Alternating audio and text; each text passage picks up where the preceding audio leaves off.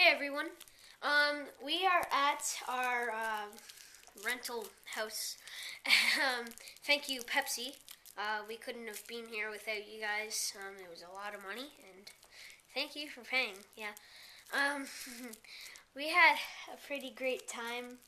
I was hanging out with a lot of my friends, and just getting to know their tradition and playing the games that they play up here. They play some really cool games, really fun. One of them, Capture the Diamond. I'm not gonna explain it. It's a very fun game though. Last night was just amazing because Rosie Gustafson, she put together this huge gathering. It was like a celebration. They had they had a bunch of boys drumming and singing. They had girls doing a powwow. It was amazing. It was just so fun, and it was all in honor of me. I was given a lot of stuff. I was given a dream catcher, many other things. There were some pretty intense things going on when we were up here. Shannon's family came to our house, and I interviewed them. They're a very nice family. I had to ask a lot of questions because we were interviewing them. Because we really want to help with Shannon's dream, and it got pretty intense.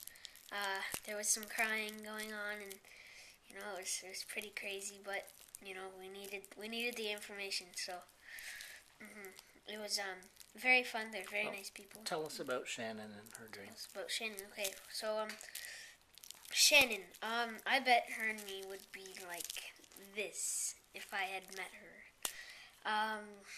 She was a very nice person. She did charity herself. She was starting up because, the government, they came to Attawapiskat, because the diesel spill. So they had to tear down the school and put in portables. The government keeps promising, just keeps going, saying, yeah, we're going to build a new school, and then they never do. They keep promising it. They're not doing it. And so Shannon's dream was to make it happen, to make the government's promises come true, to make it so that there is a new school in Attawapiskat, a comfortable space for the kids to learn. That was her dream, and unfortunately, she got into a car crash, and it was fatal. So, but her family is carrying on her dream. They're not quitting. It's amazing what they're doing. So, yeah, I really want to help them with that. I think it's going to be awesome once we build up the new school, of course. We visited a few houses. Joseph's house. There was a lot of emotion going on in there too, because it was just horrible living conditions. When it snows very hardly, the roofs leak. There's water everywhere. They have to put like buckets on the ground to catch the water and stuff. It's horrible.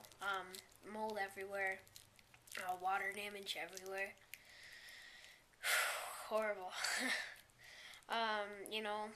Joseph was a very nice man. He had big dreams for his kids, but he had no hope. He gave up hope. He knew that his dreams for his kids would not come true. He knew that, it just wasn't going to happen. He said there has to be a miracle, and there's going to be a miracle. I know that's for sure. There's going to be a miracle, yeah. We visited a little boy, very little. His name was Oliver. We visited his house. He had to have heart surgery as a newborn. And, the doctor said, with this heart surgery, he can't live in Attawapiskat. He can't live in the house that they're staying in. But his father had to do what he had to do. Brought Oliver back to the house, and Oliver, we saw him today. He's doing wonderful. He's very happy. He's a very nice boy, very fun to play with. He's you know, tiny. It's so cute. Let's see, what else did we do? We visited the school. It was actually very fun. They taught me some words in Cree. I can barely remember them now. I taught them some words in French. I doubt they remember them now. It was really fun seeing the school again, being there again, but it's very bad because when they took down the old school, they put like soil just right over where the diesel was and planted the portable classes in. So that didn't really do much, I don't think.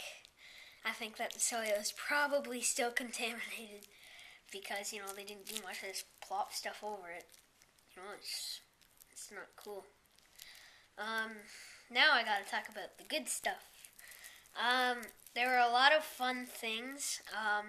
Let's see, Rob and his friends, they were teaching me how to do like a goose call. You gotta have your hands like this, and you...